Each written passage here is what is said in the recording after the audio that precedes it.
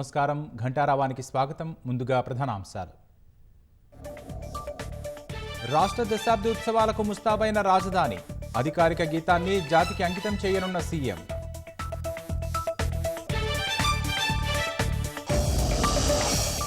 లోక్సభ ఫలితాల తర్వాత కాంగ్రెస్లో భారాస విలీనం, అవినీతిని కప్పిపుచ్చుకునేందుకేనని బండి సంజయ్ జోస్యం.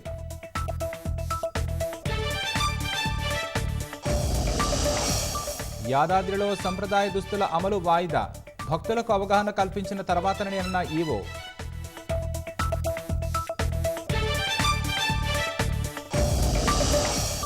కన్యాకుమారిలో ముగిసిన నరేంద్ర మోదీ 45 గంటల దీక్ష, స్వామి వివేకానంద స్మారక స్థలంలో ధ్యానం చేసిన ప్రధాని.